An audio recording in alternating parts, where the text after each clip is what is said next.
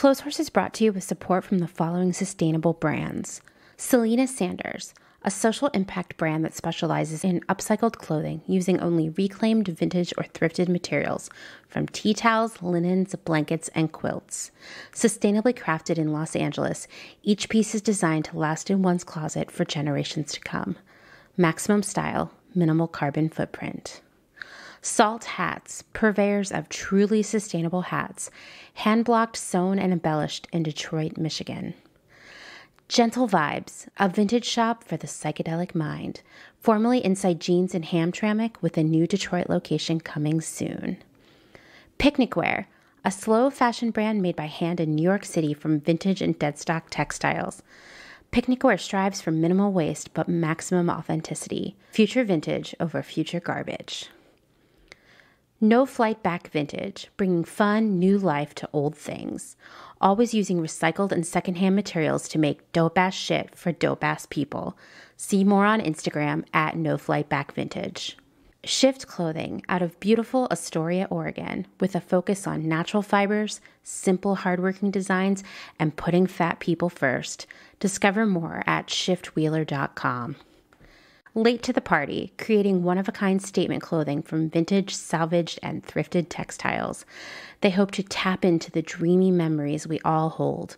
Floral curtains, a childhood dress, the wallpaper in your best friend's rec room. All while creating modern, sustainable garments that you'll love wearing and have for years to come. Late to the Party is passionate about celebrating and preserving textiles, the memories they hold, and the stories they have yet to tell. Check them out on Instagram at Late to the Party People. Vino Vintage, based just outside of LA. We love the hunt of shopping secondhand because you never know what you might find. Find our cute and sustainable fashion pics at the Silver Lake Flea and on Instagram at Vino Vintage. Wide-Eyed Vintage, truly covetable vintage curated in Minneapolis, Minnesota, giving each piece lifetimes of wear beyond the life it has already lived. See more on Instagram at wide_eyed_vintage. And Shop Journal, upcycled, handmade, and vintage clothing and accessories. One woman owned and operated in Pittsburgh, Pennsylvania. They love details, bright colors, and everything extra. This month, they're donating to Fair Fight Action. Getting dressed should be fun. See more on Instagram at shop_journal.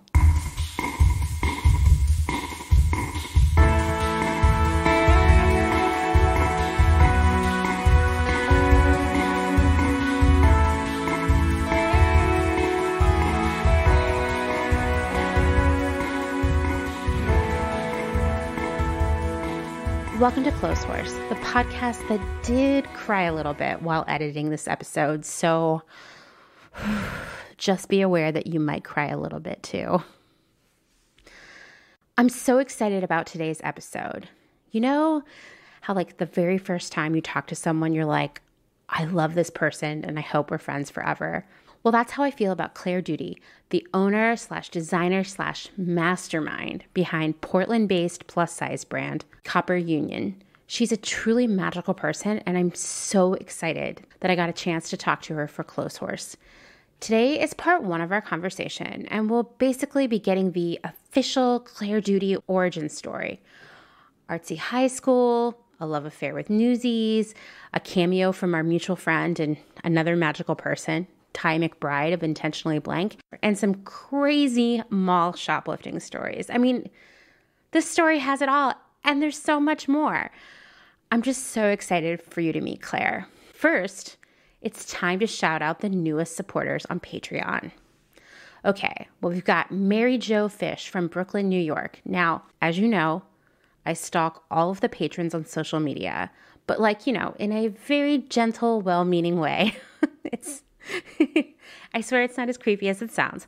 And Mary Jo has an adorable dog named Molly. I'm so glad that we have so many animal-loving listeners. Thank you, Mary Jo. Next is Annery Sanchez of Yucaipa, California, and I hope I didn't mispronounce the town there. She sells vintage on the internets as Hella Awkward Shop, and she's super cute. I guess hella cute. And she has a really good eye, so check it out. Thank you, Annery. And last but not least, we have Stephanie Schwalley, another Brooklynder. Brooklandian? What do you guys like to be called? Brooklynite? Stephanie is a Renaissance woman with a stunning jewelry brand called Castle Cliff, and she makes really awesome ceramics too. So, Stephanie, how do you even have the time to listen to Clotheshorse? You're just out there like doing magical creative stuff all the time. Thank you so much for supporting the show and me. Also, a special note to all of you Patreons who are signing up in December. So that would be the 3 people I just mentioned. Mary Jo, Annery, and Stephanie, and whoever else signs up this month. I'm going to be mailing out your swag a little late because I want to throw in an Anti-Brunch Society pin, which hopefully should be arriving later this week or early next week. And I literally just crossed my fingers really hard as I said that because if you haven't heard, the USPS is really struggling right now. I'll let you know as soon as I have a better idea of when the pins are coming. But I know they're in production right now. And speaking of brunch pins, I can't believe that people in 30 countries have listened to me, Amanda McCarty, talk more than 10,000 times about fashion, sustainability, classism, ethics, and all of my weird stories. You know, I started Clotheshorse in a really weird time, which if you've been listening since the beginning, you know this, right? I was recovering from long COVID. I mean, I literally was sick from January until the summer, and I still have like weird flare-ups. My doctor is finally like, okay, yes, you have long COVID. What else? I lost my job. I'd kind of seen the death of my career as I knew it. Not kind of, just like definitely. I was depressed, frightened. I had bursitis in my elbows. And, you know, I felt really hopeless. I was just trapped in my row home in Philly feeling just overwhelmed. And I was even bored with video games at that point. But I also kept finding myself explaining how things work in fashion and other things related to that in this subreddit that I love called Blog Snark. And I wondered, would anyone else ever want to listen to me talk about this? Would someone listen to a podcast about this? And to be honest, I really wasn't sure that anyone would. I could tell that a lot of people around me sort of thought it was a quarantine hobby, but they were also glad that I was no longer laying on the couch 24 hours a day. And, you know, at first I thought maybe that's what it was going to be too, but fortunately, like so many of my smart, funny, amazing friends agreed to volunteer their time and experience to make this happen. You've met a lot of them along the way. I mean, you have to admit, we've had some amazing guests so far. I feel really lucky to know all of these people, and I feel like it says something about the life I've been lucky enough to lead so far. Pretty rapidly, the show got more and more political and more personal and more radical. Once again, I didn't think anybody would want to listen to that, but you've been listening, you've been engaging with me, and we're starting to build a community here. It feels so good. If you don't follow Clotheshorse Podcast on Instagram, then you may not have heard that I was recently called the Elle Woods of the slow fashion movement, and I will tell you that I'm currently wearing a pink sweater and a pink neckerchief, so perhaps I am. But it wouldn't be happening with all of you. Like, I wouldn't be here being the Elle Woods of the slow fashion movement if you weren't listening and telling your friends and calling me and messaging me and asking questions. Like, you're a big part of this happening. So I'm so grateful for that. And as a show of thanks, I had a really hard time figuring out what I could do. Like, from like a budget perspective, a COVID perspective, and a like, you know, we're all a different place than I am perspective. So I'm doing a little giveaway of what I'm calling Anti-Brunch Society pins. You may or may not have seen this on Instagram because, well, Instagram is definitely not showing my post to many people right now after accusing me of buying followers last week after one of our posts did really, really well. I mean, who has money in 2020 to buy followers? That almost kind of rhymed, huh? Sorry, I'm just popular. Anyway, I digress. You might recall in last week's episode that Jillian and I were talking about brunch as an analog for fast fashion. And it sort of planted the seed for both of us, this like anti-brunch movement. Also, if you listen to the department, I've had a couple just tirades about brunch. So I have very strong anti-brunch feelings. I'm hereby declaring that brunch and hashtag brunch life and brunch dresses and brunch outfits and all of it is a metaphor for political apathy, blind consumption, and weekly fast fashion shopping sprees. And you know I'm right. Brunch is the all-day event of those who, quote, just want things to go back to normal. Brunch is the meal, event, lifestyle of the privileged people who think normal is just fine for them. Brunch is the official meal of, quote, COVID only really affects old people. Brunch is the meal for people who think the only way you can have a hashtag date night is in a restaurant, which, come on, guys. There's a whole world out there where you can be romantic. I'm hereby declaring that Clotheshorse is the official podcast of the hashtag anti-brunch society because we know that what was normal was broken, that normal exploited workers, kept people in poverty, destroyed the planet, and filled our landfills with just like the saddest, barely worn clothing. Normal was racist, classist, fat-phobic, ableist, cruel, wasteful, and self-absorbed. And I think boring. I think normal was boring.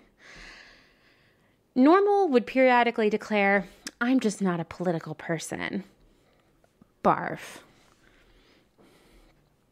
Clotheshorse supports all other meals. We think breakfast for dinner is like the best dinner. Clotheshorse also believes that we should do anything we can to support restaurants and restaurant workers. But we should skip brunch and use that time to change the world. That's why I'm giving away 75 of these anti-brunch society pins to you, the awesome listeners and supporters of Clotheshorse. You can check them out on Instagram. They're totally on the feed.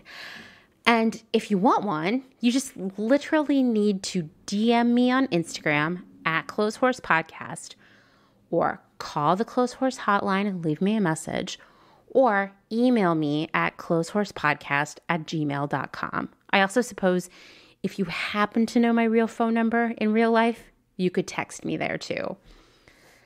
Also, anyone who signs up as a patron this month, that is December, will also get a pin, no matter what tier they are. So you sign up for $3 where you would get a sticker, you're also going to get an Anti-Brunch Society pin. I just want to thank Jillian for planting the seed and kind of fleshing it out with me. I was going to say fertilizing, but that seemed gross. And also to Dustin Travis White, our audio producer and music creator, for designing the pin for me. Thank you so much, Dustin. The pin itself is ethically made of recycled materials in Portland, Oregon. If you would like to support the show and me via Patreon, you can find more information at patreon.com/clothehorsepodcast. And of course, I'm going to put that link in the show notes. If you can't become a patron, though, don't forget, that's totally fine. Hey, this is the weirdest, worst year ever, right? And if you love the show, there are so many other ways that you can support it that don't cost any money at all. You could recommend it to a friend, share and save our content on Instagram, leave a rating or review on Apple Podcasts. I love that. That's like kind of my favorite. Or just don't do any of that because that's fine too. And just keep listening, because if you don't listen, then there's not a podcast. So you're doing a lot just by listening. Okay. Do you hear that sound? It's the Clotheshorse hotline ringing. Man, I wish I could do like an impression of a phone ringing, like that guy in the Police Academy movies who could do all the sounds. It'd be amazing if I could do like a phone ringing sound. I can't, so use your imagination. The phone's ringing, and it's our friend Elena of Gooder Gift Guide. Hi, Amanda. It's Elena. I was just realizing I never called to tell you more about my carnivorous plant collection that I think I once mentioned in a DM. Basically, when I was a kid, I realized through a science camp that carnivorous plants existed, and then there was a big carnivorous plant nursery about an hour and a half from where I lived in San Francisco. And so instead of spending my allowance money that I was fortunate to have on clothes, I would go up and spend it on plants. And so by the time I was about 13 or 14, I had a collection of over 100 different species of carnivorous plants, including a bunch of plants in a 4-foot long terrarium with timed grow lights in our basement, and then a big table of plants in our bay window upstairs in my mom's office. Obviously very lucky to have indulgent parents, but the funny thing is, I turned this collection into a research project in college, and then some more research that I did after college before the career I ended up having. So anyway, sometimes those kid collections really go somewhere. That's really the story on that. I also just wanted to say thanks so much for your team list. I just shot you an email about the timing for that, but wanted to voice my appreciation for your support of Gooder and for sharing us on the podcast in your stories and in the post. We're really excited for your list to go up on Monday, and we'll be announcing you as one of our guests on Friday, tomorrow.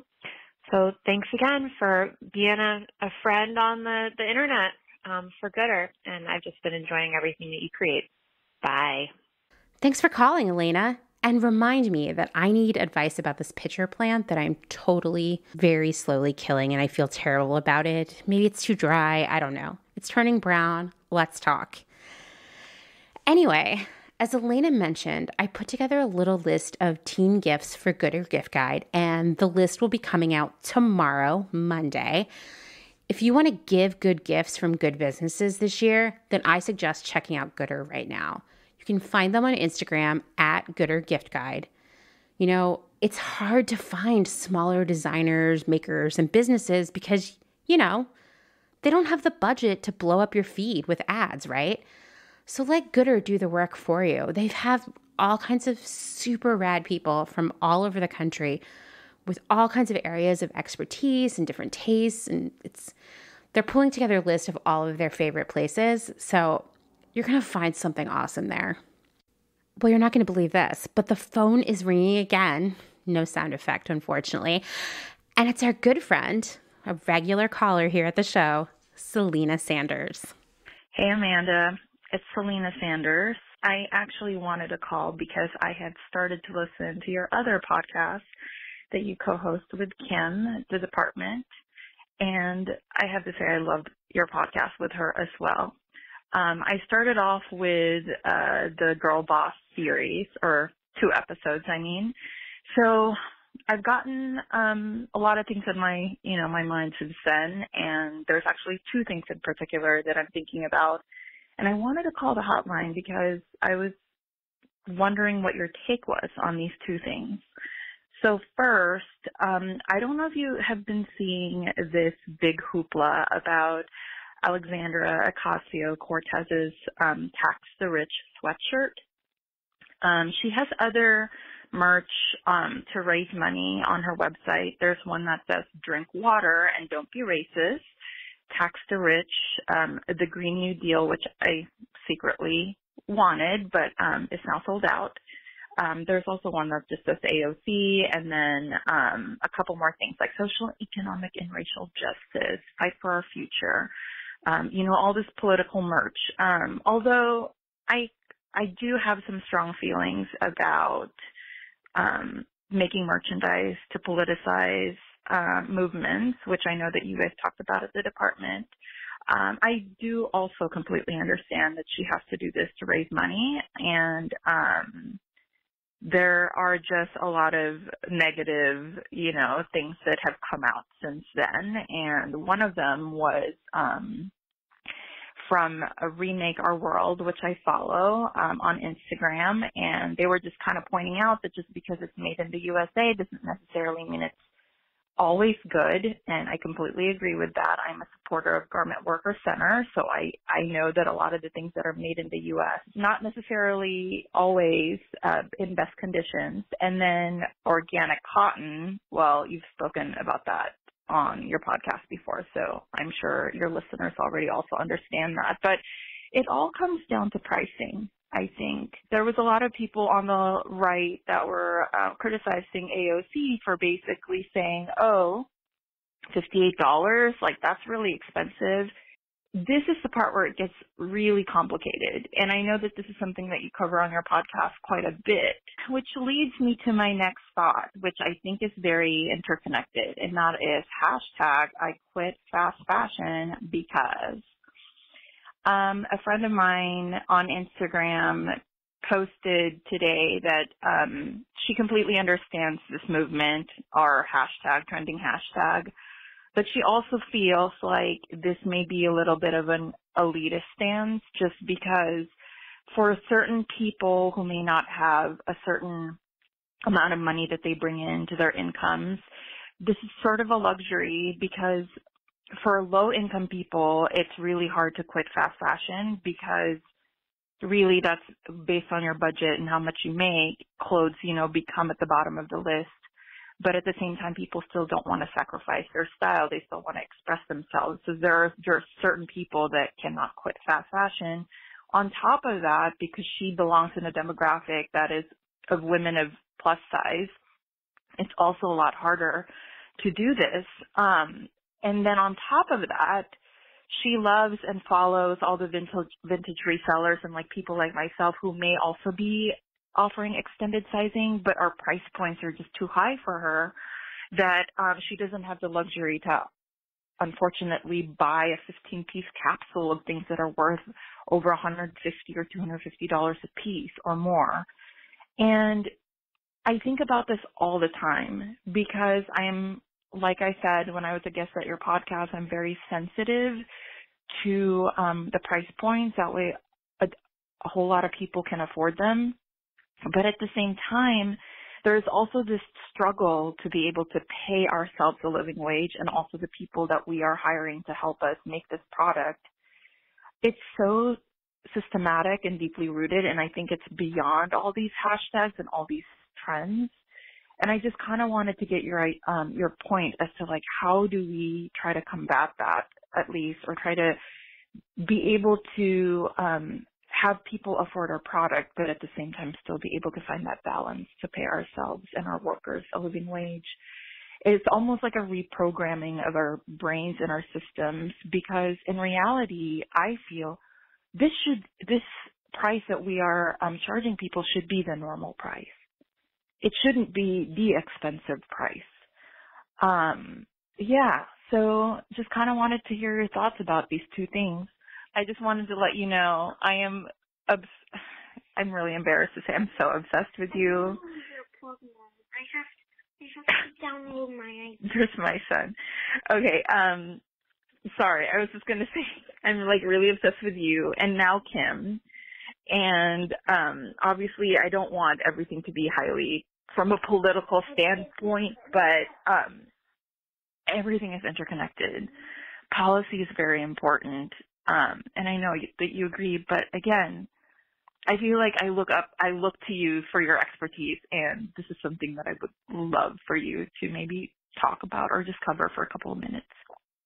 Anyway, have a great day. I'll talk to you soon. Bye. So fun fact, literally as Selena was leaving that message, I was posting about what she talked about on Instagram.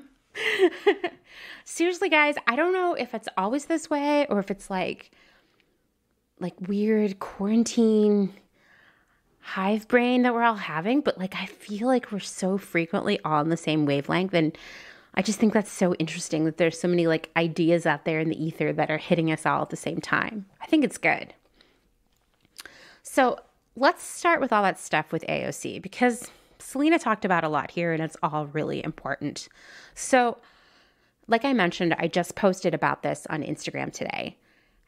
@Uba Outfits looped me in on the AOC controversy. And I have to start this by saying I love AOC. Like she is so rad, so real. You know, people talk all the time about like a politician that they would like to have a beer with or whatever. I would love to get drinks with AOC and talk to her about fashion, retail, classism, racism. I mean, she's a proud outfit repeater. She loves secondhand shopping. I mean, she's one of us, right? Well, as you know, Republicans who are literally looking for any reason to get their panties in a bunch about her, they're freaking out because she has this tax the rich sweatshirt that's $58. Their argument is that it's too expensive. And I'm just like, guys, $58 is not too expensive for a sweatshirt. Like actual like 1%ers wouldn't be caught dead buying a $58 sweatshirt. And actually, I think it's too cheap because, as I'm always saying, our concept of value and the price of clothing has been so skewed over the last decade.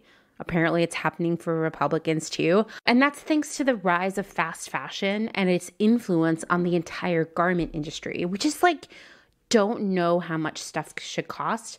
And we don't know the ingredients involved in making it, right? This $58 price doesn't seem possible if the workers are paid a living wage and the fabric is reasonably nice. Unfortunately, the whole public, right, all of us, everyone in the country, in the world, whatever, we should look at a $58 sweatshirt and see that as cheap, that it doesn't add up. But, you know, as I'm always saying, we've kind of forgotten the actual cost of making clothing. We don't understand the skill and the time that's needed to actually produce an article of clothing. And so we don't understand the full value of what we're getting. And it's not our fault, right? Like this just kind of happened very slowly and fast at the same time. And it's really a problem that really came to fruition, that really developed in this century. I mean, we have so much work to get to that point where we all understand it again. And it's going to involve educating ourselves and one another and everyone around us about the true cost of things. And also, it's going to involve us all realizing that it's better to have a few good things than a closet that's just like bursting with disappointing things, right? Of course, if we're all going to be able to afford to buy these nice things, we need to do something about poverty all over the world, including here in the US, so people can afford to pay the true cost of things. But until we get there, fast fashion fills a need for people with less money. So the AOC sweatshirt says it's made in the USA, which brings me to my next issue, right? It says it's printed in union shops and it's 100% cotton. So let's break those things down there. I'm going to tell you the only meaningful thing from that list for me is that the printing happened in union shops. That's great because it guarantees a living wage and safe working conditions for the workers. But I feel like you know what's coming here, right? You've listened to the show long enough. What about the people who made the fabric and sewed the garment? Geez, what about them, right? Made in the USA means nothing to me. And we've talked about this pretty early on in the show. I want to say episode 3 and 4, 5 and 6, something like that with Amy. The U.S. garment industry exploits workers just as terribly as overseas factories, often paying them pennies to sew by the piece, meaning they don't have to pay an hourly wage. They practice all kinds of wage theft by changing the payment structure after the work is done. I mean, imagine going to work. Your boss says, hey, you're going to get paid $20 an hour today. You work 8 hours. You think you're going to get paid $160. And at the end of the day, you put in all that work. The boss says, oh, psych, I'm only going to pay you $10 an hour. Sorry, I forgot to tell you that. And so suddenly you're walking home with half as much money. That's happening in the domestic garment industry all the time. Furthermore, these workers are provided no benefits because they're designated as contract workers. I mean, it's terrible, right? It's shameful that that's happening in our own country. And you know what? The domestic garment industry here in the U.S. relies on exploiting immigrant women. And if you think it's just a problem for the United States, I can assure you it's also a problem in the UK and probably in other countries as well. But for right now, we're talking about made in the USA. There's an idea out there that made in the USA is better, that it's ethical, that it's sustainable. None of those things are true. They can be true, but they're not always true. And in fact, more often than not, they are not true. So I guess what I'm saying is I need to know more, AOC. Like, show me the factories. Are you using the factory that pays a living wage and where the people work under great conditions? Fuck yeah. Show it to me. Show me the sewers. How are they doing? Do they have health insurance? How many hours a week are they working? Okay, well, what about the people making the fabric? What's going on in the textile mill? How about in the dye house? I mean, there's so much going on here. I don't expect that kind of accountability from all the MAGA merch people, which there are a ton of them. But you know what? They also support a racist misogynist, so I don't expect much from them. But like I said, I see AOC as one of us who cares about the poor, the working class, the environment, things that matter to us, matter to her. So I expect better from her. I expect a higher level of accountability. Now, I don't know where the proceeds from sales go, and I can't find it anywhere on the site. But I will say that if you want to support AOC and her work, which you should, just make a direct donation. I think it's our first mini-sode ever. I talk about how ultimately the buying stuff and a portion of the proceeds kind of model, it's not as beneficial. And we just end up with a lot of stuff we don't really want to wear. You can buy this sweatshirt or any of the t-shirts from her website, but you have to promise me and yourself that you're going to wear it all the time for years. Otherwise, if you're just buying it to support a cause or wear once, you know what? Put your credit card away, okay? Because there's no factory, no fabric, no mission that makes it okay to buy tons of clothes that we barely wear. Once again, you're going to wear that Tax the Rich shirt once a week for the next, 2 to 3 years? Go for it. I support it. You're going to buy it and wear it once or twice? No. In her message, Selena talks about the #girlboss episodes of The Department, my other podcast, and we talk a lot about all the feminist teas of 2017, 2018. We're talking The Future is Female, Wild Feminist. I know there were a lot of Elizabeth Warren teas, Still She Persisted, or how about Nasty Woman, all of those things. When was the last time you saw someone wear one of those? Millions upon millions of those teas were sold, and now they're just sitting in people's dresser drawers. I mean, we just don't need more of that, right? I think we've all proven that we just don't wear those things enough. Now, going back to AOC here, I'm guessing that she knows nothing about this product. I mean, I'm sure she signed off on it, but someone from her campaign really handled the creation of this product. So I'm not OMG, AOC, I'm so mad at you, but I want them to get it right. Because like I said, we can do better. We should do better.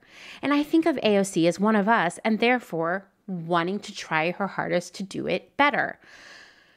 I've been kind of personally, and I think about this stuff all the time, as I'm sure you've guessed. I've been sort of adopting progress, not perfection, as my sort of modus operandi when it comes to sustainability and consumerism for me on a personal level. And it basically means for example, yes, I would love a fully ethical, fully sustainable bra right now, but I can't afford it. And all my bras, all in 1 week, just sort of disintegrated into dust, just dust and bits of plastic. So, you know what? I had to order a few from Target. That's what I can afford right now after being unemployed for 8 months. But you know what? I'm going to take care of them by hand washing and line drying them. I'm not going to use the dryer. I'm not going to ball them up in the hamper. I'm not going to, throw a wet towel on them and let them sit in the hamper for a while. I'm going to make them last as long as possible. Is that perfection from a sustainability standpoint? No. but it is a lot of progress. And I'm consciously mitigating my waste like every day. That's what I ask of you. So-called sustainable clothes, they're expensive. So just buy less if you can't afford them. Buy secondhand. Make it last. Use less plastic stuff. Or you have an Etsy shop and the only shipping mailers you can have that you can afford or find are plastic. Hey, so it goes. Maybe encourage your customers to reuse them. It's not the end of the world. We're not going to fix everything overnight because we don't have all the resources to make our dream a reality just like that. Progress, not perfection. That said, I do think AOC and her campaign have the resources and connections to come a little bit closer to perfection with their manufacturing. So, hey, if you know them, could you just pass that on to them? Okay, so that brings me to the second half of Selena's message, which is about the hashtag I quit fast fashion because movement. I guess it's a movement. Is it just a hashtag? I feel like in 2020, it's sort of hard to determine the difference between a hashtag and a movement sometimes, right? Well, if you've noticed, I haven't posted about this at all on Instagram, even though, hey, if you haven't guessed, or if you haven't heard, I suppose, I want the entire industry to die. I want it to go away. So why haven't I posted about it? Well, let's examine where we are in 2020, you might call it. The middle class is rapidly disappearing. I mean, it was for a long time, but this year it's like exponentially faster. There are roughly at least 13 million unemployed American adults right now. Businesses are closing at a rapid pace, and many people are facing eviction. And guess what? They need clothes, coats, socks, underwear, tights, pajamas, you name it. And fast fashion is what they can afford. Yeah, it sucks. I agree. But the only way that changes is through a magical combination. And I mean, it's like so magical because it's like everybody in the country gets lifted out of poverty. Everyone gets a job that they like, that pays them a living wage. It's the end of systemic racism. And with that then comes the end of fast fashion because people can afford to buy better. So guess what? That magical time hasn't come yet, but it's what we're trying to make happen. Once again, progress, not perfection. So guess what? Quitting fast fashion just isn't an option for everyone. It's actually a really privileged position to be in. But wait, there's more. Because finding secondhand clothing in your size is also a privilege. Larger size clothing is a lot harder to find, and it's often more expensive in the secondhand market because it's harder to find. Oh, but why don't you buy some sustainable larger clothing? Oh, guess what? Because most of the sustainable brands out there right now don't make clothes in larger sizes. So even if you had the money to buy fancy sustainable clothes, if you're larger than, say, a size 12 or 14, you're out of luck. Because once again, fast fashion is the one segment of the industry that has decided to make clothing in a lot of options in larger sizes.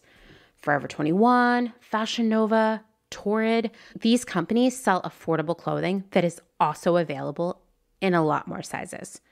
Do I love that? No, but I also recognize that the fashion industry as a whole has ignored larger people for decades.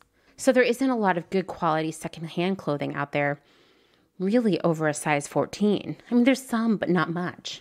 So if you have the financial means and you have the size privilege to quit fast fashion, well, please go for it.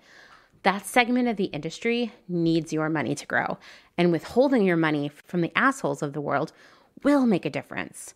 And I'll say this, all of us, no matter our income level, we do need to break up with the idea of fast fashion. Perhaps I would call it the lifestyle of fast fashion. You know, only wearing things a few times, viewing clothing as disposable, buying an outfit to wear only one time for one occasion. That all needs to end. That's the fast fashion that everyone needs to quit. But I realize that a lot of people can't quit actually buying fast fashion for the reasons I just mentioned. So it's elitist to assume that everyone can. I mean, I think it might even be classist to judge people for the clothing they buy. And you know how I feel about classism. It's just too easy to boil a really complex issue like this down to a handy little hashtag, because in reality, everything is so full of gray areas and what ifs. And I guess I'm just saying, if you need a hashtag to define your buying habits, may I suggest hashtag progress, not perfection, or hashtag buy less, or hashtag don't give your money to assholes. I have so many more thoughts there. I'm sure you can tell I'm like really on a roll, but I'll save those for the next episode. And thank you for calling, Selena. You always get the wheels in my brain turning. And if you, yes, you have a question, comment, story to share with me or the rest of the Clotheshorse community here, please call the Clotheshorse hotline. It's fun. It's easy. It's really just a voicemail. 717-925-7417. I get so excited when I get a message. Okay, it's the moment we've all been waiting for. Let's meet Claire.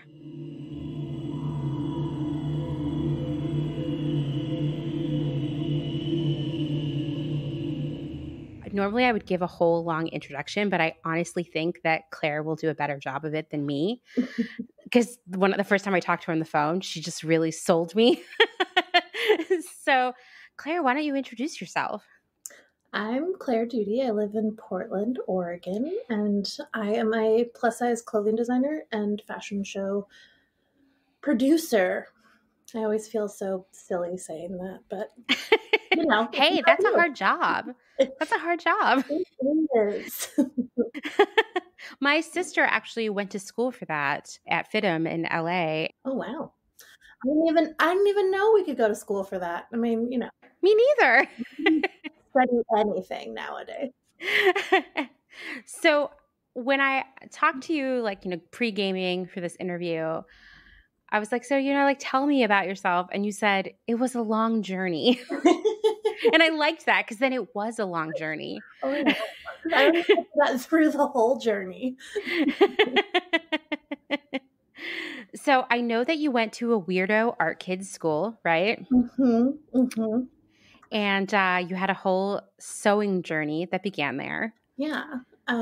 So I was very fortunate, and I went to a school in Seattle called the Northwest School, which is, they have a very long title, but basically it is a school that they really believe in the arts. And so we did about an hour and a half of art every day, and they had all different mediums. So we had dance, 2D arts, ceramics, there was orchestra, jazz band, theater, and this is like my dream school. Like, I want to be a kid again and get to go to this school. Yeah, I kind of wish that sometimes I wish I could have a do-over, because, you know, it was a middle school, high school, and when you're, what is that, 12 to 18, you're like unbearable. Like, you know, yeah. like, I want to grow up and move into my own apartment. And then you're like, wait, oh, I made a mistake. Yes, I know. Why do we not appreciate it? Mm-hmm. Yeah. I started sewing when I was 8. I started doing like my version of cross stitch, which was basically like drawing with thread, probably around 7 or 8 as well. And knitting started around 9 or 10. And the fiber arts has always been my medium that I love to use. And when I went to Northwest, it was great because, you know, I got to be in 7th grade and take fiber arts and learn how to weave. You know, when I was in high school, I had my chemistry teacher did natural dyeing techniques. That is so cool. Chemistry class. And we used to have, you know, a whole bunch of amazing performances throughout the year. We'd have different community members come in and do performances, and everyone was always really supportive of people wanting to explore outside of what they just offered, which was, amazing compared to most schools or, my peers that were going to other schools. And so one of the things that I did was, I believe it was in 9th grade, we did some service projects, and we would go to migrant farm workers' camps and clean up their camps and redo, clean up the houses, get it ready for the season. I mean, I say houses, but that is a generous name. Definitely. Cleaning tracks. And so something that I noticed was that there were no curtains, and there were no room dividers or doors or anything. And, there was families with teenagers living in there and multiple children. And so we came up with the idea of doing a fundraiser to make some money to be able to buy fabric to make curtains and room dividers for that. And that kind of coincided with us, some friends of mine and myself planning a fashion show when we were in, I think this was 9th grade. And so we ended up planning a fashion show and doing it in the school during school hours. We had this thing called community meeting, which was an hour long every Thursday. The whole entire school got together, and we did, there was speakers or presentations or different things. And so we did a fashion show during community meeting, and then we did a fashion show at night and sold tickets to it so that we can make money to make the curtains. And so, it felt like a very, now looking back as a full-fledged adult, that sounds very strange to say out loud. Realizing like how incredibly awesome that is, and that is not the normal high school experience for people. No, definitely not. So I felt very fortunate that was kind of the beginning of it. And I had one teacher in high school specifically who really inspired me. He was an amazing fiber artist, and I did a weaving class with him, and then I did kind of what do you call that? Like a independent study. Thank you. Just coming in my brain and grabbing that.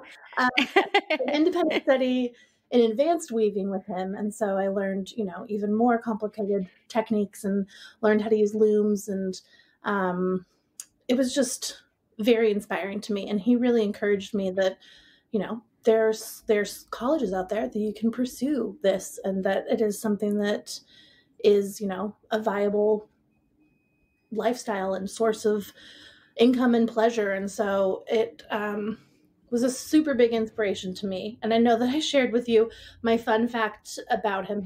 He has passed away, but if anyone's ever seen the movie Fame, he is the one that jumps on top of the cab and dances and then jumps down. I remember this so clearly because I was obsessed with that when I was a kid. Like, Fame was everything. Somehow we had a VHS of it. I don't know how. My version of Fame for me, obsession as a kid, would be Newsies. I did a choreographed dance and sang it at my 8th grade graduation with 3 of my girlfriends to King of New York. This is going to sound so weird, but this makes sense to me. Like, I can't explain it, but I'd be like, yeah, she's a Newsies gal. I can tell. I mean, I'm glad, I don't have to explain it any further, and you understand me that deeply. Like, I've known, how different people remind you of other people. Mm-hmm. And you totally remind me of a friend I had in college who was obsessed with Newsies. And I'm like, oh, yeah, it makes sense. Mm-hmm. That's who you are. Yep. Just a really awkward musical theater kid here. I mean, I do remember seeing Newsies in the theater, and it was like a big night out for me. So I have very, very fond memories associated with it. But I'm more of a Fame gal, so I mean, I get it. They are both great, and I appreciate them for their own. So you went to college for fiber art, sort of. Well, also costume design, right? Yeah, so I went to Fairhaven College at Western Washington University up in Bellingham, and at Fairhaven, it's an interdisciplinary college, and so you basically get to design your own major. And so I took classes from the fiber arts department and the art department, and all the classes in costume design from the theater department, and mushed them together into one strange hodgepodge of a thing. It sounds amazing though, It was, and it was nice because I actually, like, originally when I went to college, I wanted to major in home ec, which then I found out that I would have to go to like North Dakota or Oklahoma. It was like too middle. I was like, not happening. I mean, I do also like sometimes wish I could go back in time and go to school for home ec. Like now I'm like, that would be amazing. Imagining teaching people how to, care for their homes and cook and sew, but also not a lot of jobs there. No. Yeah. And I think it also was just like this dream of mine because, standing my own privilege here, like I went to private school I went to public school for 1 week, and then went into private school and was in private school for most of my education until I went to college and went back to a public university. But I think that I had this like dream of what home ec was like because we never had it. And like no one in our generation really had it. Like some people who lived in, teeny towns, maybe, but like it wasn't really a widespread available thought out. I know. That makes me so sad. So I grew up in Pennsylvania where it was a law that you had to take home ec. Everyone did. And so I just assumed everyone else had. And that was like my favorite thing about junior high was home ec. It was so fun, but you couldn't like act too much like it was too fun or you'd be uncool. But I was definitely uncool anyway. So I don't know why I wasn't just like running in there and like singing about how much I loved home ec every day. It wouldn't have made a difference. Well, that would be me. We would have been friends. One of my best friends, when I met her boyfriend for the first time, after they met, they went home and she was like, so a lot of my friends just call me Doody. And so she's like, what'd you think about Doody? And he's like, I just love how much she sings everything. Like, I will just be talking to you and then I'll just start singing like a random part of the sentence. Or if I'm doing something by myself, I'm definitely, it's like, what's that? Who is it? Snow White, I guess, sings. Yeah. No critters come, but I just sing. So I was single for a really, really long time. Like I would date people here and there, but I was like very sort of fiercely protective of my own life. And so when my husband and I moved in together and then got married, one of the biggest adjustments is that I felt as if I couldn't sing all the time anymore, which is what I would mostly do when I was home alone, and sing in the car. Like I love just going for a drive and singing like the whole time. Oh yeah. And I think my grandma started that with me because we would just go out to run errands and just, be singing all the hits the whole time. I love that. I know. I think singing is so, and I'm not a good singer, but it just feels so good to sing. Oh yeah, I agree. Yeah. So, I mean, you love Newsies, so I get it. It all adds up. So you did costume design in school. Yes. And what I thought I don't know, we have a common friend who's like an integral part of your like kind of growing up story, which blew my mind, which is Ty of Intentionally Blank. I feel like he's just this like magical creature who touches all these different creative people's lives. He truly is. He's like the best fairy god gay you could ever have. He is. He really, really is. So why don't you talk about, you did some cool stuff with him. Yeah. So I met Ty. He owned at the time he owned one store, Paris, Texas, in Bellingham. And it was the coolest store in town. Of course, right? And so I, being the classic fat teenager, would go in and just buy accessories at stores because that was what is available. in my size. And so Mm-hmm. I became a little bit of a shoe hoarder, and Ty saw that and latched onto it, as any good person in retail will. And so, I would go in there all the time, and he would have great shoes that, he knew that I would love. And I also wear a size 10 shoe, which sometimes an 11, depending on how the shoe fits. And so like, there was one size 10. Oh, always. That's how they're pre-packed. Yeah. And so he knew. And so we just, started becoming buddies from me going in there and shopping so much. And then one day he actually asked me if I had ever done any jewelry design. And I was like, I've made stuff for my friends, but, no, not really. And he asked me if I wanted to design some pieces to sell in his store. And so, of course, being the, broke college student, I was like, yeah, I want to do that. That's, weed and beer money. Yeah. Mm-hmm, mm-hmm. And so I started a line which was called Doody Style, which was kind of a riff off of some of my good friends. I always have worn weird things, and like this time there was a phase that I was wearing. I hate jeans. I call them. Me too. I hate them because they're horrible. And they're horrible. I don't know why are they so popular. I think it's because they're easy and you like look like you know what you're doing when you get them on or something. Do you? I don't understand those people because I'm not one of them. So yeah, me neither. I don't get it. I'm like, oh, so uncomfortable and awkward. Like, why do you want a button digging into you? And why do you want like just watching everyone always hike them up 27 times a day? Yes. Or they're like, oh, my underwear's going up my butt. Yeah, that's the jeans doing that. Yeah. It's the worst. Yeah. So I was fakely into wearing jeans because I would wear jeans and oh God, I would wear jeans with vintage aprons that I would wear, and I would put the apron like ties through my belt loops and tie a little bow in the back. Yeah, but that was the time. It was, but also like, thinking about it now, I'm just like, oh. I mean, this was, I think, around the same time I was going through a phase that also makes me embarrassed, which is that I would wear dresses over jeans. Remember that? Oh, yeah. Because you know why I was doing that? Because I'm not a jeans person. Mm-hmm. I was just trying to be cool and hang out. I know. Like, look at me in my jeans. Nope. I am confident and comfortable in my non-denim ways. Me too. Me too. Yeah. So I was, I don't know why this memory just popped in my head.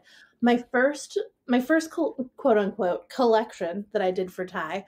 I remember trying to figure out a cool way to like put them on something like an earring card, but I just like couldn't figure it out. And I got airmail international envelopes and folded and like put the earrings on that and just thought I was so cool.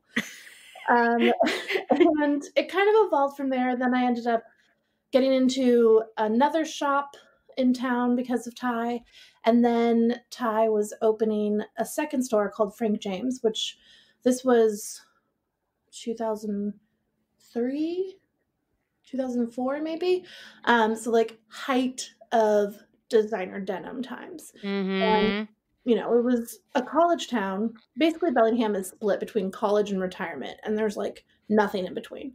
So, in a college town with a lot of gals that love high-end denim. And so Ty opened up a store, and once again, I had an independent study, remembered it there. Oh, right. And I was like, hey, can I help you open the store and like shadow you and see what you're doing? And you don't have to pay me any money because I'll do college credit. And so, of course, he said yes. And then that kind of morphed into me becoming the first sort of manager of the store, which... I think it was 250 square feet. It was teeny. But I loved it. I have worked retail. I mean, I don't anymore, but I worked retail I started at like 12 or 13 under the table for my mom's best friend who owned a garden store and home. And so I love selling things and I'm really good at it. I could see that. I've heard that like statistically Newsies fans are way better at selling. I mean, I did say King of New York, so I have to get there somehow. Yeah, totally. Oh, Newsies.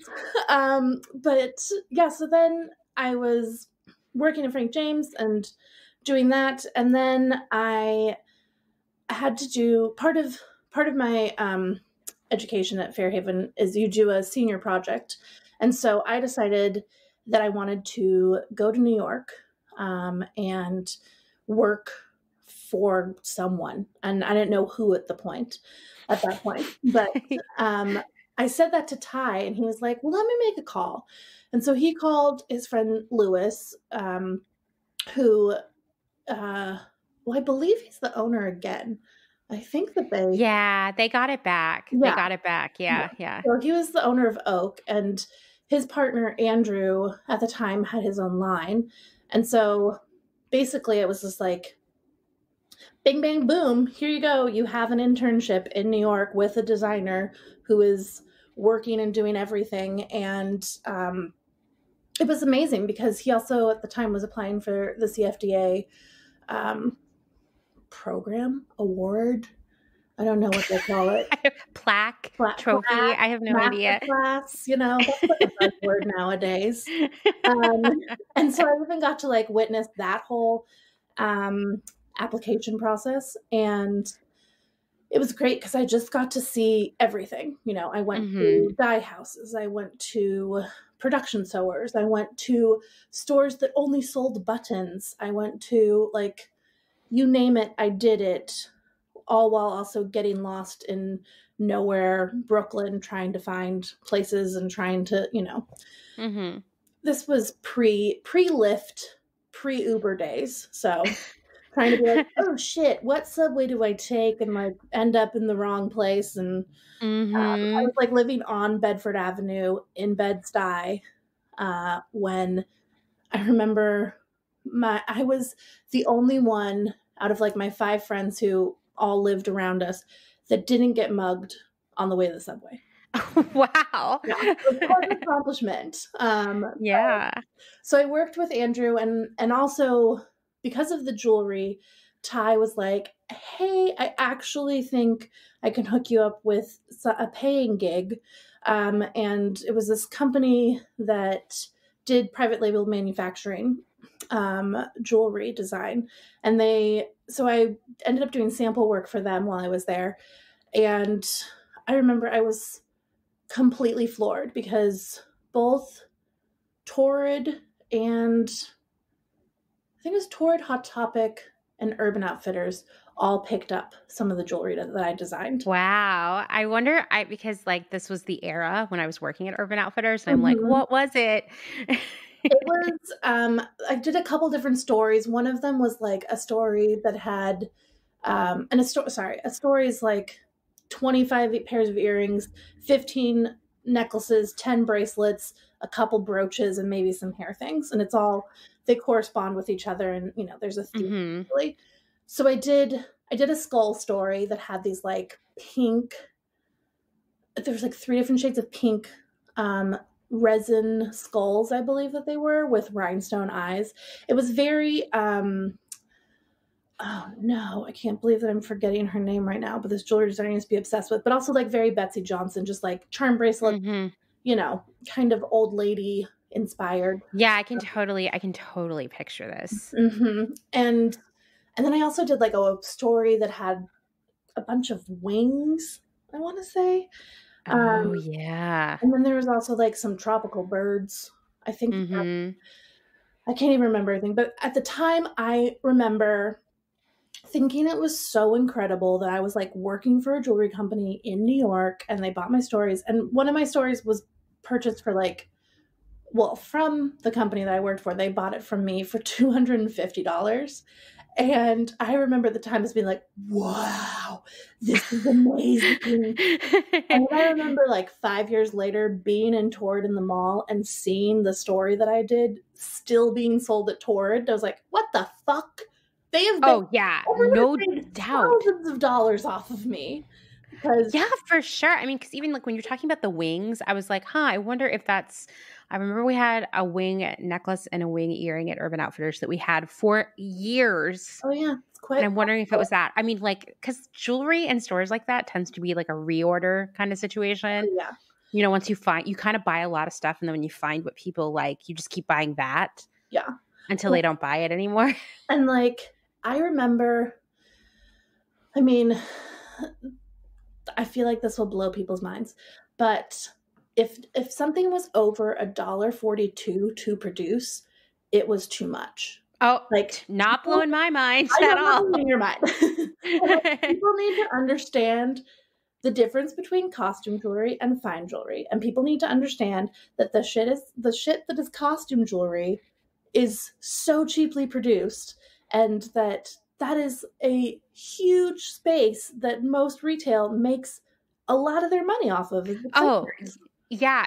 Usually in most stores, unless they're totally blowing it, the jewelry and like hair clips, like the small accessories like that, are the most profitable thing that they sell in the whole store. Yeah. So we're talking things being insane. Yeah. Being marked up 4-5 times of their cost, maybe even more, depending on where they got it. And that gets really crazy when you think about like, in the early odds, I like to go to Forever 21 where all the jewelry was like $2.90. I mean, that's so gross. Yeah. You know, like to think about it now. 15 pack of earrings. It was $7. Yeah. Yeah, exactly. Exactly. I had so much crazy jewelry from Forever 21 that ultimately was like future garbage because, you know, it would like the finish would rub off. It would break. It was just gross. So I was working with Andrew and working with the private label company. In two different worlds, kind of. Like totally. Two totally different customers and prices and just vibes, you know? Oh, yeah. And I definitely gleaned a lot from both of those. But also what I gleaned from that was like, okay, as like, because since I've been a little girl, I've wanted to be a clothing designer. And when I did that, then I was like, I should be a jewelry designer. That's where I can make more money. And so I went back to Bellingham because this was like over the summer that I was in New York, but I was still like in summer school and doing that. And I think I had 2 more quarters after that. And so within that time, then I decided with one of my girlfriends that we were going to move to Portland together and that we were going to open a store. And we started looking for stuff, and she had done we have this thing in Washington called Running Start. No, Running Start. Sorry, I can't remember. One of them. And basically, like you can get your AA while you're still in high school. Okay. So she did that, and so she graduated. She graduated when we were sophomores, even though you know she was. So she left, but she still lived in close, a couple hours away, and we decided that we were going to open a store together, and it was going to be amazing. And a couple months before we were going to like go down to Portland and look for storefronts, because at the time you could find an adorable house and have a store on the bottom level and live above it, and it would cost you like $1,000 a month, and that was amazing. And she ended up having a like very spontaneous and horrific divorce. And oh, wow. Was just like, I can't do this. My life has dramatically changed, blah, blah, blah. And so I was definitely disappointed, and also just like, well, shit, this was my grand plan. And I told everyone I knew, and now I have to tell them that that's not happening. And I remember just being like so devastated. Yeah, that's terrible. Just I had to tell everyone. And I'm like, that's just such a early 20s me thing of like, I don't want to disappoint them. None of them probably even remembered that was my plan. Right. Yeah. Yeah. But I like hear you. I can think of so many things from that time of my life that I felt like, I don't know, nothing was going the way I had said to someone that it was going to go. Oh, yeah. It's the worst feeling. Yeah. Like, I'm such a disappointment. To no one. Yeah, to no one. Yeah. Okay, so the store fell through. Yes. So store fell through. Ended up still moving to Portland with who is now my ex-husband, but was just my boyfriend at the time. And because I had a lot of friends in college that were older than me, and a lot of them were from the Portland area. And so they moved back, and I would go down and visit them when I was still in school. And I was like, man, Portland is so cool. And it's like perfect artist town. And I was born in Manhattan, grew up in Seattle. But you know, I was like, I'm not going back to Seattle. It's too big of a city. Like, I need to like get in, you know, who the fuck knows what I was thinking. But I had stars in my eyes over Portland. So we ended up moving down there, and I was still doing jewelry. And then, you know, that thing hit of like, oh, you were done with college and you now need a job, and you just making some fun jewelry is not going to cut it quite yet. Right. So I ended up getting a job at Nordstrom. The one in Pioneer Square? Oh, no. I was at Lloyd Center. Oh, my God. I forgot about that one. R.I.P. Yeah, R.I.P. Lloyd Center. It's crumbling even more, even though they like did a whole revamp a couple years ago and tried to make it fun again. They put in that staircase. Oh, yeah. The glass staircase. Yeah. So you can watch the small children on the ice rink. So weird. Yeah. I think they said it was the second highest theft store in the company. That's what I heard, that basically they had to close it because they were losing more money on theft than they were actually making in sales, because people would steal stuff from other Nordstroms too and bring it in there to return. Oh, yeah.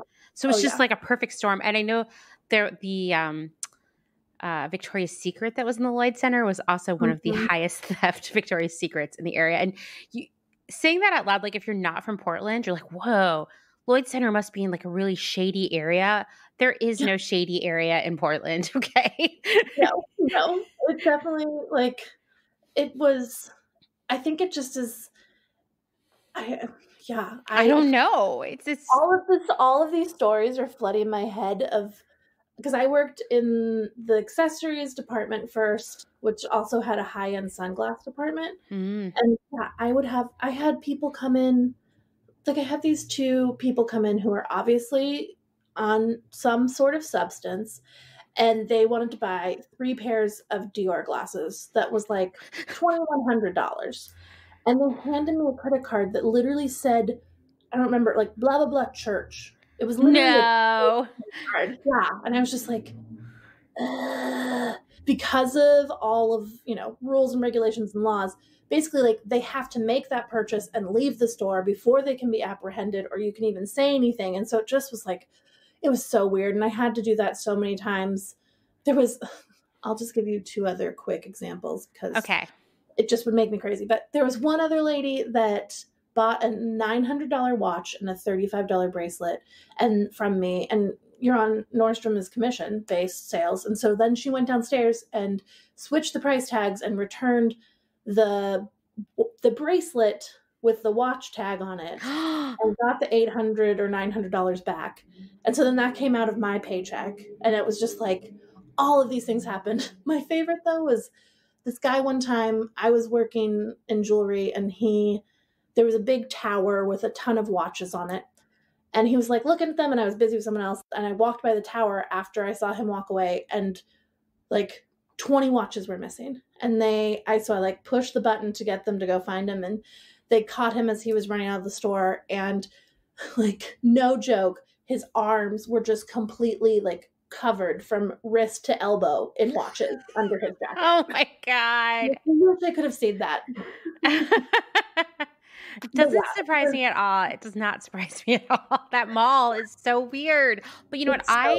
I worked at the Urban Outfitters that was up on Northwest 23rd in the early aughts. And like the crime, like the theft up there was insane also. Yeah. Like, it's just like, Portland's a really shoplifty town. I don't know if it is now, but it definitely was for a long time there. Because, like, there weren't a lot of jobs, you know, there was a lot of meth, and it was just, it was, you know, it was grungy, you know? And there's bored kids who are coming in from the suburbs and just doing stupid things. Like, Oh, for sure. Yeah. Yes. They're all stealing thong underwear with marijuana leaves on them. At least that's what they were doing then. And then they'd set off the door, we'd take them in the bag, make them dump out their bags. There was always a bong in there. So you're working at Nordstrom, you're solving crimes. Solving crimes, taking names.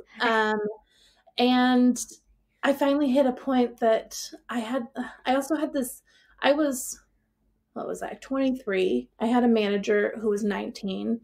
And Whoa! At Nordstrom? Wow. Yeah. She'd like moved up the ranks real fast. From like junior high? Yeah, from a bottle? I don't know. And I came to find out, I didn't even last a year at Nordstrom, because I found out that there's this like, I don't remember the Nordstrom lingo, but basically like, there's this program that people will go into for manager and training. And I'd been recommended by the store manager and like a couple other people, and they realized like, oh, hey, this girl knows what she's doing. Because at that point I'd been working retail for like 10 years and knew how to sell you some things. But I come to find out this manager actually like told them that I wasn't allowed to be in this class and like was holding me back and didn't want me to be successful. This 19-year-old? Yeah. She was like scared of me or I don't know what. So I ended up leaving. It was the only job I've ever quit in my life, and like quit with no notice. I literally like walked in one day in jeans. I was in jeans. I got these like Michael Kors like trouser with the front little square pockets like, on top of your hips, and they had chain on them. Whoa. I was pretty fancy. It was the one and only time I ever wore those pair of jeans. And I walked in and I quit. Then I just was like, okay, I'm going to make this jewelry thing happen.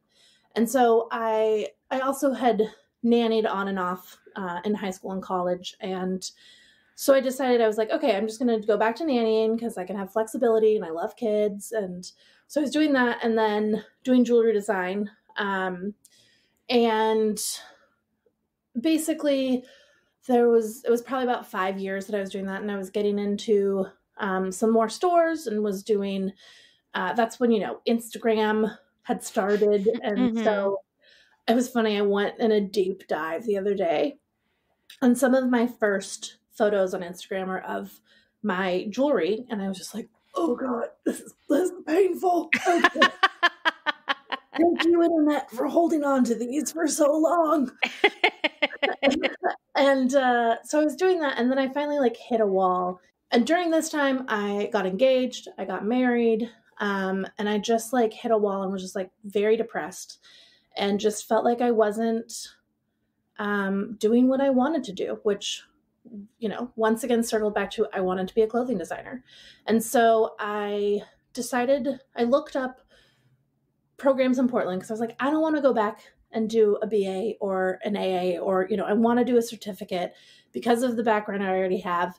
And I was also doing like freelance costume design in Portland too. So I was still, flexing those muscles. And I found a program that it was basically like you could take classes as like a community member, or you could do, it was kind of a trade school, and you could do a certificate in apparel design. And so I decided to apply to that. And that was like September of 2011, I want to say, or 12. And I can never, it's so hard remembering things. And so I started the program, and basically it would take about 2 years. And I was like, I'm a stubborn Taurus. I'm going to do what I want. I'm going to jam this all into a year, and I'm going to do it full time. And I'm going to like double up on classes. And I applied there was a program within the certificate that was called Fashion Forward. And it was basically all of the design classes and then all the business classes. And you would take both of those, and then the culmination of everything would be launching your line. And so I decided that I wanted to do that, and applied to it, got in. There was 7 of us, 7 women. The year that I was in it, there was no one else. But and so I started doing that. I started taking classes, and I just was so excited about it, and I was loving it, and I was learning. A lot of people think like, oh, costumes and clothing, same thing. It's like, actually, no, because, costumes are meant to be taken apart. They have sometimes 4-inch seam allowances so that you can make them bigger and smaller depending on character. You can use it again. And clothing is made to not be taken apart, or hopefully not fall apart. And so there was, certain things were like, yawn, yeah, been there, done that. And other things, like I took a bra making class. And I'm like, I think I'm like a 38 or a 40 double H. Like, bras are very hard to find in my size. And so I was so excited about learning how to make them. Come to find out, it's very hard to find underwire and like other supplies in that size. And so it was like, it ended up being a bra disaster, but it's fine. I still learn. I can make cute small boobs, great bras. But yeah, so I fast forward to February of 2013. So yeah, that was all 2012. 2013, I was going to go to a fashion show for the previous year's Fashion Forward program. And I like had this weird feeling. I was going to go with 2 of my friends, and one of my friends was supposed to hang out with my husband that night, but then I like changed plans and took him to the show, and everyone was being like weird, and I didn't know what's going on. Come to find out, dun dun dun, my husband was having an affair with my best friend, who was also my boss, and it had been going on for 75% of my 3.5-year marriage. Oh my God. So my world kind of crumbled. I took like a 6-week break from everything in life, and I, had to figure out what I wanted to do. And like, it was really hard because I was so excited about this program and so excited about everything that I was doing, and really felt like it was the right place for me. But it was basically unbearable to be in Portland. And so I ended up just kind of giving myself some space and taking the rest of the term off of school. And I came to the decision that I was going to get a divorce and, start over and sell my house and continue the program, because I was just like, no, they're not going to take this away from me.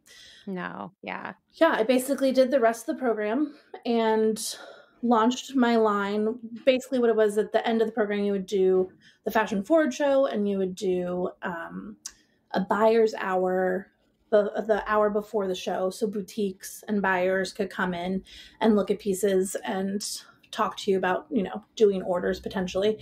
And then there was the show. And there was, like I said, there were 7 of us. I am the only one who is still standing, and 7 years later. And I won. There was like a audience, basically like my brain wants to say popularity contest, and that is not what it is.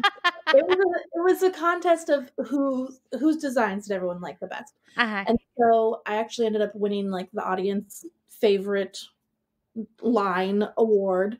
And I had 4 stores that were interested in buying things from my line, and everyone else had 1 store. And the whole time that I was in school, I had to fight tooth and nail to actually make plus size clothing. I was told, don't put your stuff online for a year. You'll like ruin all your chances of being in wholesale and boutiques. I was told that I had to have a size 8 fit model, which my line started at size 12. Why would you have a size 8 fit model? I mean, probably because, internalized fat phobia, and when we ran the program was super old school. Yeah. And so I had to pay for my own models for the show. I had to it was just constant pushback. And then it was so satisfying at the end to be like, oh, what's that? I have the most people interested in me. Oh, what's that? I've already made sales. And it's still a little satisfying to be like, oh, what's that? I'm the only one standing still? Oh, okay, yeah, I should listen to you.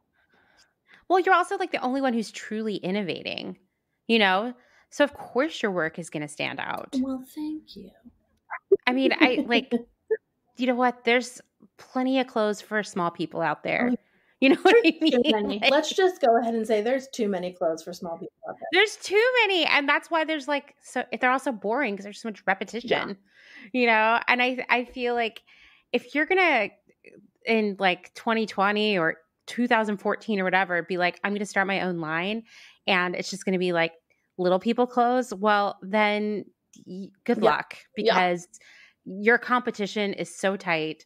What could possibly differentiate you in this world? Yeah. And it was interesting because we took a lot of classes and a lot of marketing classes and a lot of classes trying to figure that out and trying to figure out what is the problem you're solving? What are you trying to do? You can't just reinvent the wheel and be like, here's some pants. What is the purpose behind these pants? Why are you doing this? And, we had to do that with everything, even down to the names of our company. And it was had to explain all of your reasoning behind it. And I remember just kind of thinking eye rolling a little bit, but it also made it so grounded for me and made me understand, even on a deeper level, why I was doing what I was doing. It's one of those other ones of looking back at school and being like, ugh, I just wanted to get out of there. And then you're like, can I live there forever now? Totally.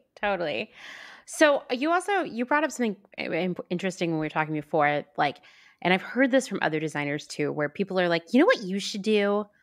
You should go on Project Runway. Oh, Lord. I feel like everybody loves some unsolicited advice, right? Oh, yeah. And I mean, I know that obviously you're not into that, but why do you think that's a bad idea? Well, there's a lot of reasons. But I mean, first of all, Project Runway, I eat it up. I watch every single episode. Mm-hmm. Ironically, the only season I never saw was when I was in New York, and it was Christian Siriano's season. And so I've never seen that, and it's actually impossible to find on the internet. If anyone finds it, please let me know. Send it to me. Yeah, that is true. It is hard to find. And I feel like, and this is probably connected, he's the most successful person to have come out of Project Runway. Totally. He's no one else is doing anything, right? I mean, some people are, but not to the extent of, he is a household name. He is extremely successful. Everyone knows who he is. Mm. There's other people that have been successful and are, but a lot of them, it's a reality show. They literally paint you as a character. They literally decide who you're going to be. And I would be the girl who has an anxiety attack and cries in the corner. Yeah. No, nobody needs that. I know myself. I know how I work. I work very well under pressure, but I will cry the whole time. Yeah. And that show seems so stressful. Sometimes I have to leave the room to pull myself together while watching it. It's too much. I've heard stories. Because after LA and New York, Portland is actually the place that the most designers come from for Project Runway. I've noticed that. Yeah. Yeah. Portland's a really great place for indie fashion. And, we're close enough to LA that you can get down there really easily. And so I've heard stories from people that have done it that they would unthread your machines. Or they would take the needle on your machine, or they would really the producers. Yeah. Oh my God. Or hide things, or just to cause tension and to cause drama. And I lap that shit up when I'm watching it. But I've been asked multiple times to apply, and was even asked. I was asked about 3 weeks after I got diagnosed with cancer.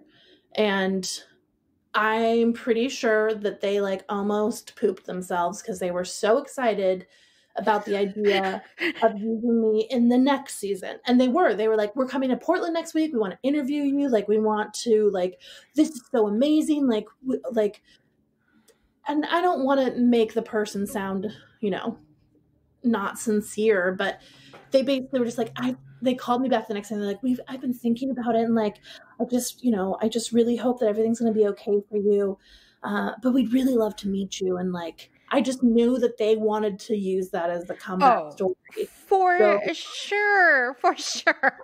It's almost like there's this curse too on designers that they will go on Project Runway, and I think that everyone has stars in their eyes that like, this is it. This is going to launch me. This is going to make everything amazing. This is going to, all of my goals and dreams will happen because of this. And it actually is like the opposite. There's so many people that have been on Project Runway that don't design anymore. That's so sad. For larger companies, or like they do not have their line. They do not like it. Like, I feel like it kind of burns people out. I can see that. So I just knew for myself, I was like, they're going to paint me as some weird character that, like I said, cries in the corner. They're going to paint me as like the emotional cancer survivor. And I will say that it is tempting as someone who wants, I don't want fame for myself. Mm-hmm. That is not something that I crave or need. I want to further my brand for the purpose for people to know that clothing exists in their size and exists in a fashionable way and exists for them to be able to express themselves.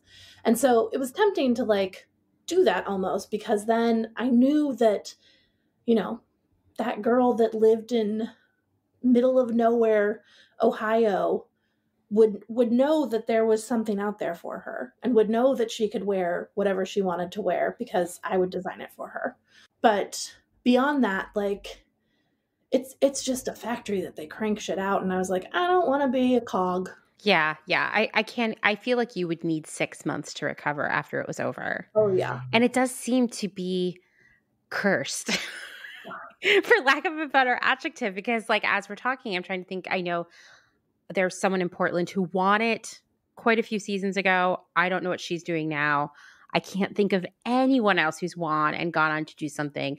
And I can't even think of anyone who didn't win, but who was like a viewer favorite who is doing anything either. And so what's the point?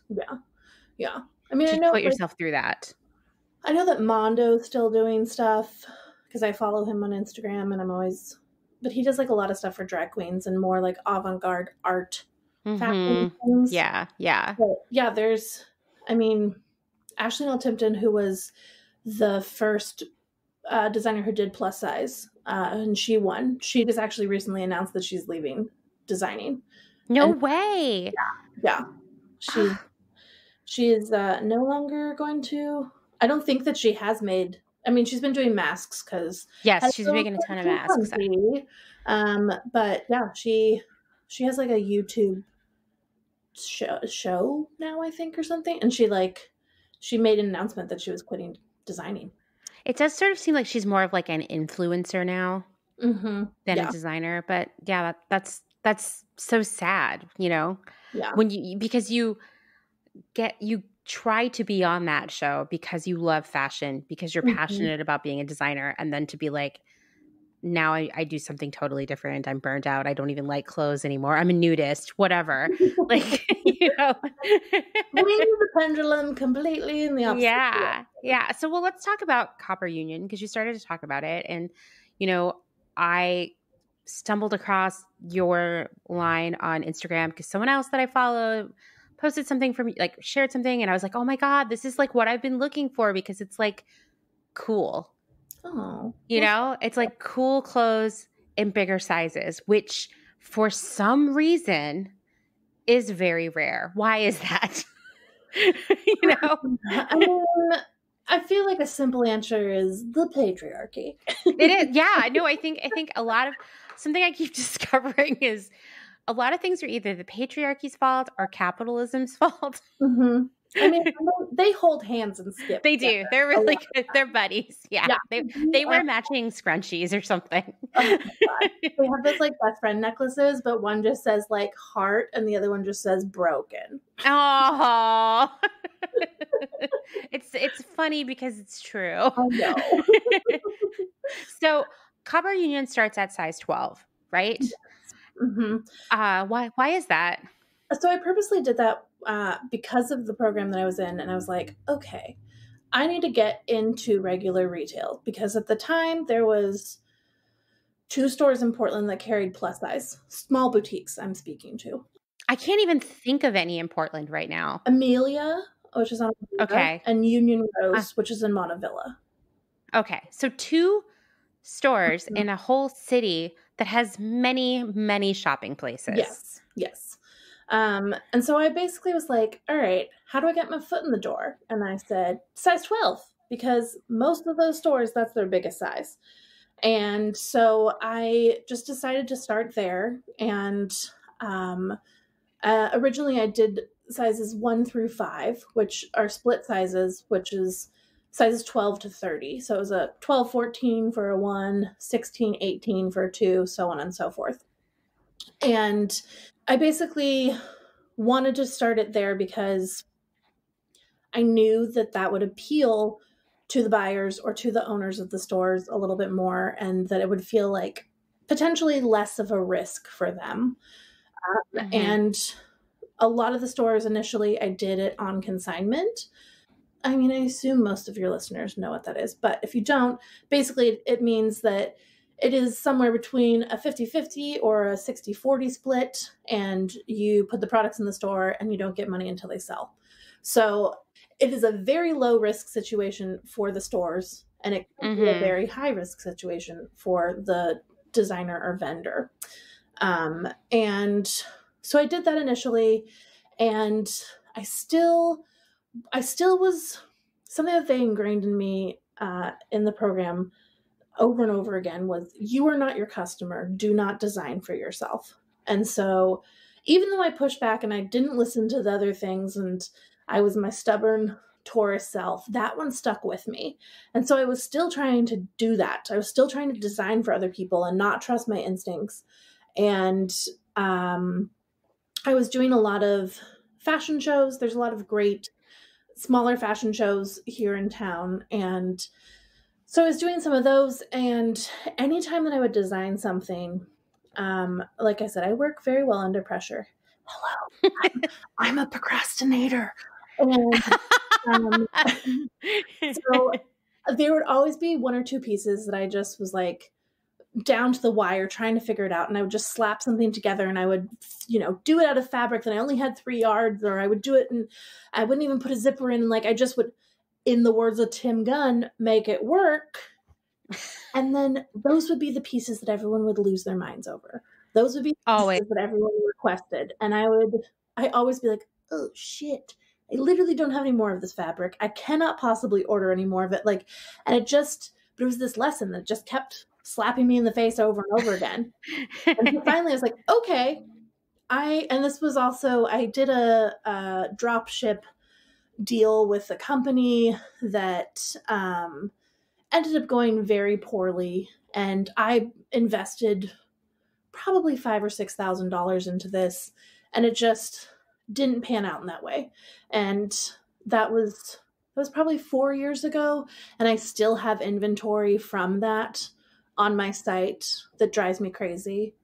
If anyone wants to buy a white with black trim scuba shawl front vest, please do. Oh, I don't want to look at them anymore. They are at the bottom of the page, and one of my girlfriends is doing a little bit of contract work for me right now, and she was just like, why do you have so many of these? I was like, I don't want to talk about it. Don't remind me. But, that was another lesson yet again of I needed to actually do what I wanted to do, because something that is so lacking in plus, and even to this day, like things have come so far. Like the fact that there are, Savage Fenty, Rihanna's lingerie line, the fact that like that was launched in plus size, the fact that Ivy Park, the new Drip 2 drop had plus size, like that didn't exist when I was growing up. But giant butt, like they are giving us that, but it's not the same product. Like you can see all these things and see how beautiful they are, and then it's like, here you go, you can have a watered down cover up version of it. Yeah, it looks like everybody's like gatekeeping what they think you should wear. Oh yeah, and everyone who's doing that is like a size nothing little mini person that has probably never been fat in their life, has probably never dressed a fat person correctly in their life. And so I just got to a point that I was like, I'm done designing for other people. And when I finally got to that point, it definitely was a major shift in my company and the way that it worked for me. And also at that point, I realized that Portland is amazing for indie designers, and Portland is there's an amazing body positive community. Or also like, I'm a person that uses the word fat and uses it in a way that it's a descriptor, it's a word that we can use to describe our bodies. And I have chosen to take that word back because it was weaponized and used against me the majority of my life by others. And I refer to my friends as fat babes. Like it's so funny to watch the evolution of like my standard straight size friends, like feel so incredibly awkward and nervous to be like, you're fat babe friend. Like, and like, yeah, you can just call them fat. They're not going to cry. You're not going to upset anyone. We're not in third grade. So there's really awesome there's a huge fat liberation movement that is happening in Portland and has been happening before I even entered the fashion scene. And so it kind of made me realize, like, I was doing all these shows. I was always one, if not two, of the designers that were doing plus size. There's amazing plus size models in Portland. And so I was just like, I need more. I need something more. And so I started to toy with the idea of doing a show. And that's where Knockout came to be. And it was kind of a transitional period that for what I was doing in my line, and also wanting to bring in more community. And it just kind of collided into a perfect thing that we were able to, the first year I did Knockout, we did it at Holocene, which I'm guessing you had at least one late night dancing there at some point in your Portland days. It was so much more than I ever thought it would be. I just thought it was going to be like a fashion show and people would buy some stuff. And it became, I don't want to like fluff my own feathers and make up a term like I just did, but it was just an amazing experience realizing like people came up to me that I didn't know and were just like crying and telling me how affirming it was to be in a room full of people that looked like them and to be able to look around at all these beautiful clothing and know that they could buy it and know that it would fit their body and they wouldn't have to worry about it, and to feel supported. And I had this one woman come up to me one time and she's like, I've never worn anything sleeveless and I did today because I knew that this was the place that I could. And it was so much more than what I thought it would be. And so that kind of changed the trajectory a little bit, I feel like, of Copper Union, just because it kind of made people think about my line and myself in a different way. It brought new people to me that didn't know that Copper Union existed before. That was 4 years ago.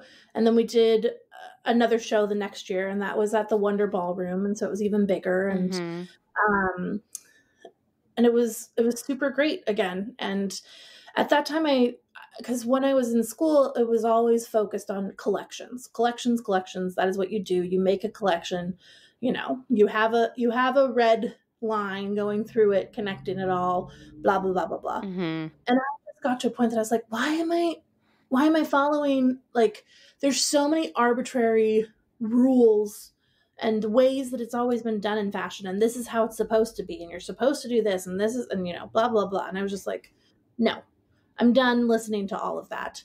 And so I just started doing like individual pieces, and I kind of turned my whole business on its head, and I did away with collections. I do mini collections for Knockout, but that's just because I still love, I'm a fiber nerd and a fabric nerd and a surface design nerd. Mm-hmm. And there's nothing more than I love than mixing patterns and like freaking people's eyeballs out with what will work together.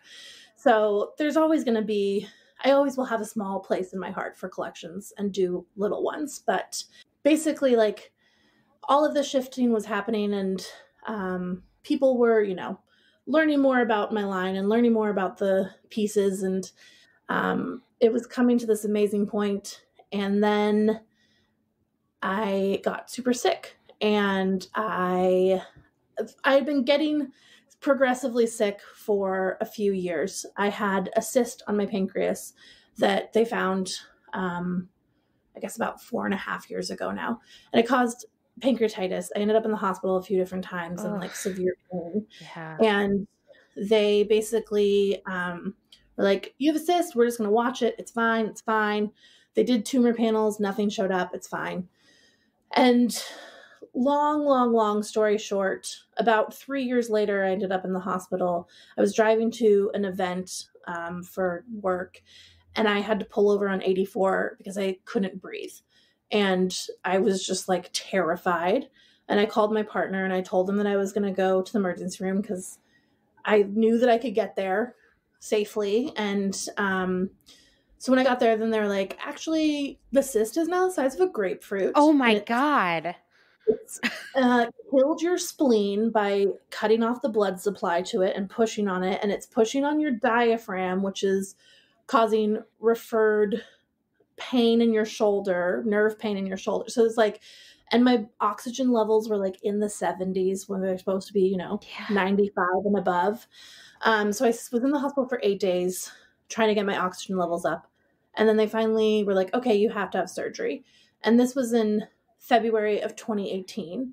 And then in May of 2018, I had surgery. And then a month after I had surgery, they called me and told me that everything looks good. We're just going to send everything to the Mayo Clinic for a second opinion because the type of cyst that I had, they don't see it very often at the labs that they were doing the pathology at. And then a week later, I got a phone call back and they said that I did have cancer.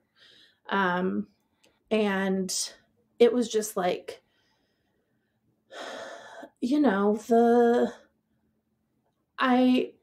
I don't remember everything about it. I only remember bits and pieces, but basically like the next 2 weeks were a whirlwind, and I was immediately thrust into chemo because I was diagnosed with pancreatic cancer, stage 1.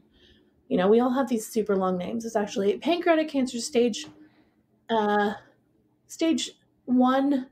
T1A N0M0, which basically means no sign of it in the lymph nodes and no, it had not metastasized. Which is good. This is good news. Which is great. Yeah. Especially for pancreatic cancer, because pancreatic cancer is horrific. And just last year was the first time that it ever reached double digits for survival rate 5 years past diagnosis. Wow. It's now 10%. And if anyone that you've ever known, if you say something about pancreatic cancer, they will just immediately tell you about their uncle, aunt, grandma, whoever that has died. Mm-hmm. Oh, for sure. Patrick Swayze, yeah. Alex Trebek. Mm-hmm. Yep. Ruth Bader. Yeah. Yeah, that's true. Yeah. Yeah. And John Lewis too. Yeah.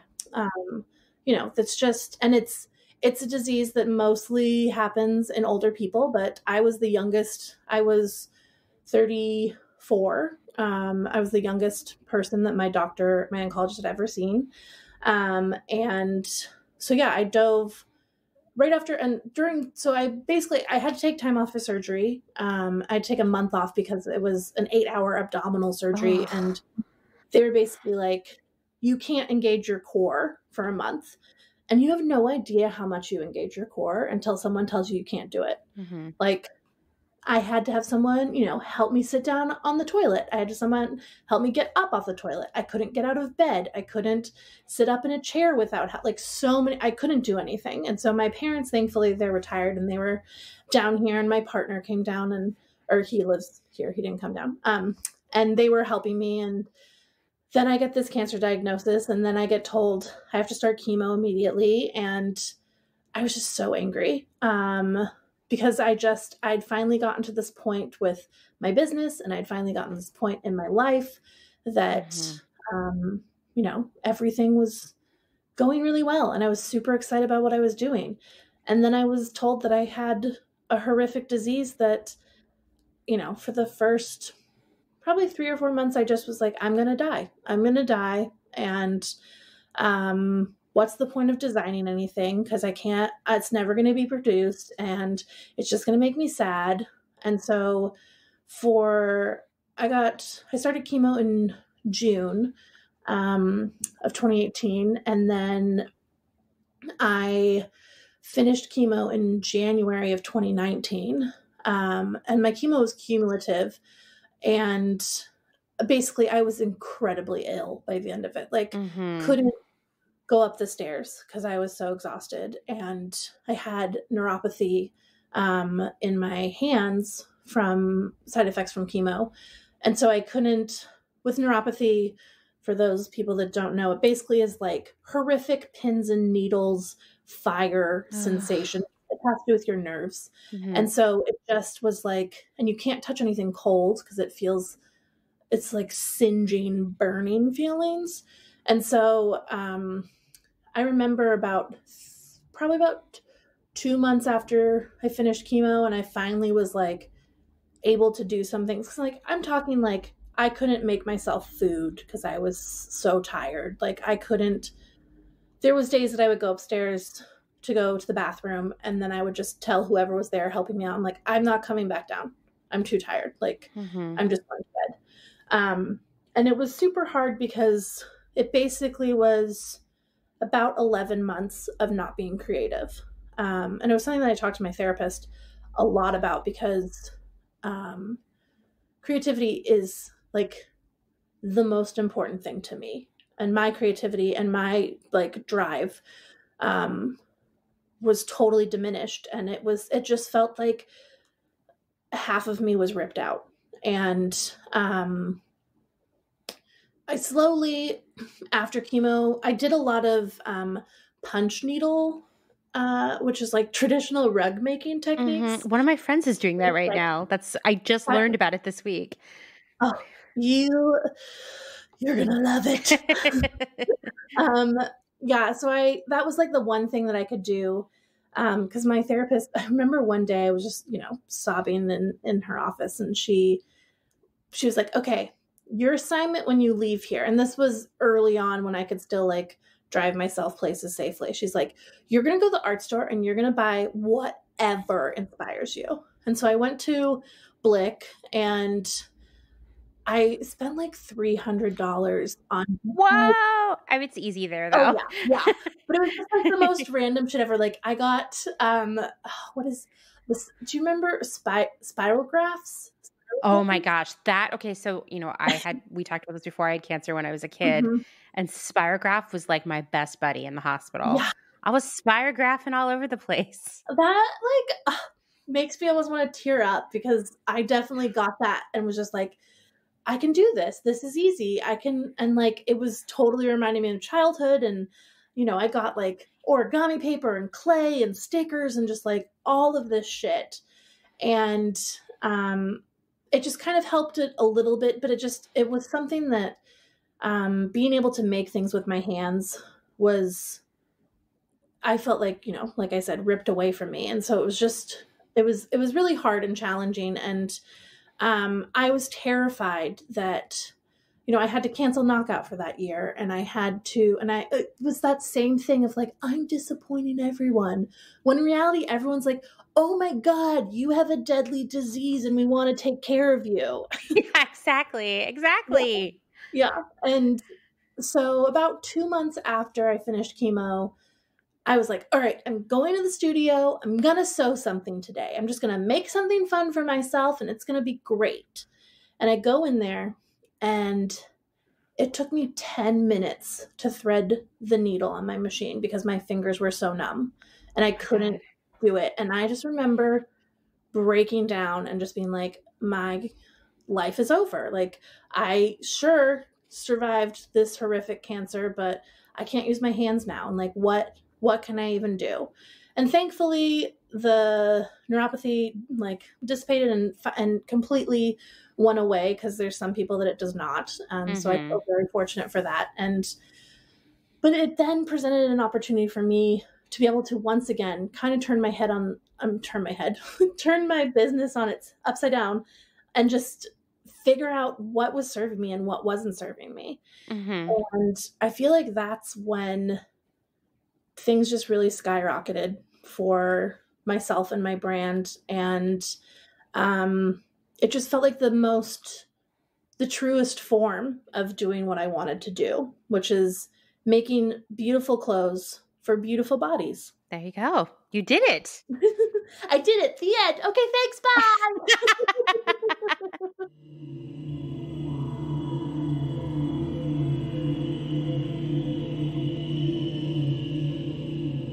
Wow.